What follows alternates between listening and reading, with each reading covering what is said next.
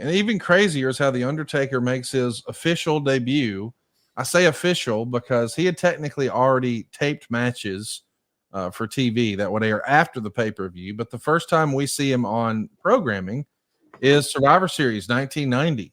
He's Ted DiBiase's mystery partner, and he's made to look dominant on the way to getting himself counted out.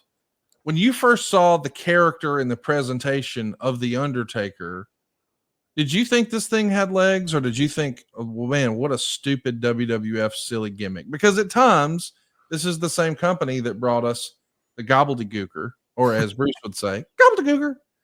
So it was a great worker, by the way. I mean, you stuck really great workers in shitty gimmicks. Yes. Did you think that's what this was? This is a shitty gimmick, and oh god, that poor guy, he's got to play like a zombie. This is going to be a bust. I think so. I thought so at the time. You know, it's you look at it and you kind of hold back, judgment. But you look at it, there's no way this is going to work. You got a dead guy that's not dead, and then you're going to have supernatural powers, and it doesn't make any sense. Vince was trying all kinds of things after Hogan to try to figure out what worked and what didn't. We talked last week about, Papa Shango coming in, Warrior throwing up all this stuff. You're really trying stuff. But you look at that and go, oh, nobody's going to buy that throwing up stuff. Well, people bought the electricity coming out of the ceiling with Undertaker and the fact that he was buried alive. I mean, I was there in San Antonio when we buried him, and people thought we were killing him. I'm telling you, I was sitting there. I told Crush, who was there with the shovel beside me, selling because his back was blown up. And I said, brother, keep an eye on the crowd. Somebody could jump this rail. I mean, people were buying that we were actually burying him. That's crazy. But, some things work and some things don't. Obviously, we'll get into all this. But the only reason this worked was because of Mark Calloway. No human being alive could have made this Undertaker thing work. That's one of the silliest gimmicks of all time.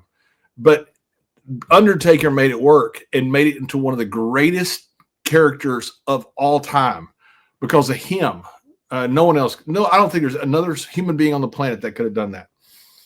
In fairness, too, I want to give credit to modern era wrestling. I think a lot of quote unquote old timers and even people in the business today, if you would have laid out to them exactly what the Mr. Iguana character was, they would have said, I ain't doing that shit. There's no way. And then you see the reaction and you're like, woo, I'm going down to Mexico this weekend. I don't know if it's been announced, but I'm now. Well, it's been come out afterwards, so it doesn't matter. I'm hoping I'm going to clothesline that damn iguana. I'd like to knock his green head off and knock those iguanas everywhere, like little baby iguanas out of the stuff one, like a pinata pin. Hit them like little iguanas come out everywhere.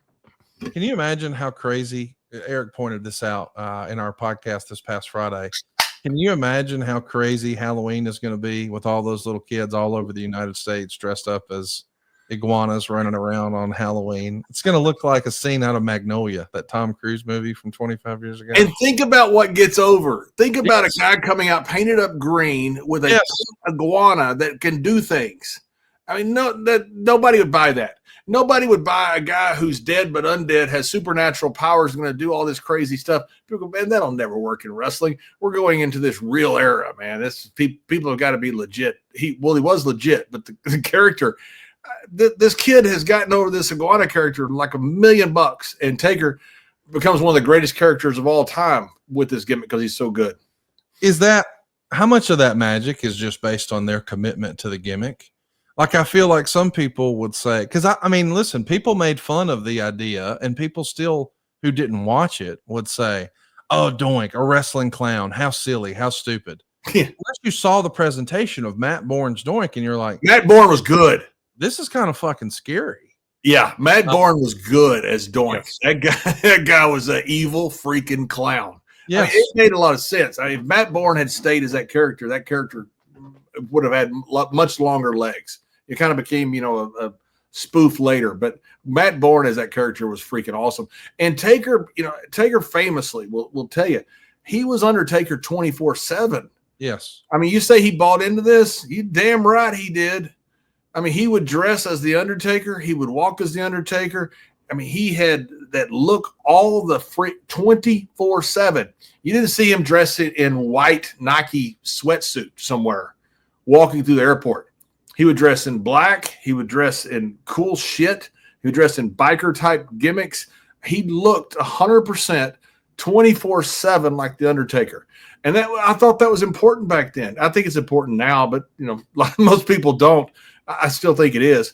But Taker lived that gimmick, and I think that was very important. That's my question, I guess, is the commitment is the difference, right? Like, yeah, the idea that when a guy really embraces it, and I know that people have poked fun at Bruce for years and years on our program because he's said with a straight face, hey, the Red Rooster could have worked if Terry Taylor would have embraced it. And a lot of people, like our buddy Jim Cornette, says it was the fucking shits. It was a terrible gimmick. It shouldn't have ever happened. But again, I think if we just described Doink or the Undertaker or Mr. Iguana, everybody would say the same thing about those gimmicks. But the commitment is what makes it work. Like, I almost feel like, what's that George Costanza line in Seinfeld? It's not a lie if I believe it. Mr. Iguana believes he is Mr. Iguana. Mark Calloway believed he was the Undertaker. I think that's the difference, don't you? 100% I do. And he got that thing over by being the Undertaker 24/7. People would see him in the airports. They knew it was the Undertaker. I mean, if you saw him walk to the airport again in some like Nike white sweatsuit with like Jordan shoes, which were popular back then, popular now, I guess, too. I have no idea. But that wearing that, going through the airport, which he could have easily wore, they go, oh, that's the guy who plays the Undertaker. But when they saw him walk through, they would say, that's the Undertaker. And that's a huge difference. I mean, when he touched people, and I'm talking about touch people as far as walking through airports and going into bars and things like that, people left thinking that is the Undertaker. And he didn't break character for years. And I think there's a lot to that.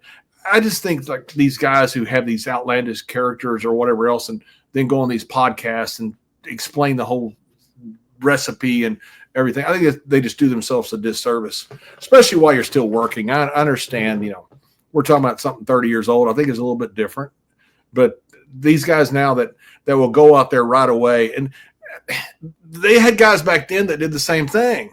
Terry Taylor did that. He didn't want to be the Red Rooster 24/7. I don't blame him. I don't know if it was a rib or not. I have no idea, but it's never going to work the way he did it. You don't know until you live that character and try to get that character over, if that character is going to work or not. And I think that's what hamstrings a lot of guys today and girls. Don't we all love summer vacation, relaxing, laying out by the pool, barbecues, hitting the beach, doing, well, nothing? Well, how about a summer vacation from your house payments? With SaveWithConrad.com, you can do just that. Reduce your monthly payments by making the equity you built up in your home work for you. You can roll together those high interest rate credit cards into one lower monthly payment, and perhaps access some of that newfound equity to turn your house into your dream home with no money out of pocket. And how about this? You get to skip your next 2 house payments. That's right. You won't have to make your June or your July house payment. You're done until August 1st. Go right now to SaveWithConrad.com. Let my team run the numbers for you for free. There's no obligation, and if we can't help you save some cash, we won't waste your time. And did I mention we're offering a 3-year guarantee right now? That's right. That means if at any point interest rates improve over the next 3 years, you get a free refi. That's right. No new lender fees from us. So you get to save money now without wasting money later when the rates improve on a whole second set of closing costs. Why not go to SaveWithConrad.com and get a guarantee? Save money now and save money later with your friend in the mortgage business. That's me, Conrad Thompson at SaveWithConrad.com. Shoot me an email at Conrad@SaveWithConrad.com. Give us a call at 888-425-0105 or get yourself a quick quote. Even talk to a live person right now at SaveWithConrad.com. NMLS number 2129, equal housing lender. Let's take a summer vacation from house payments at SaveWithConrad.com.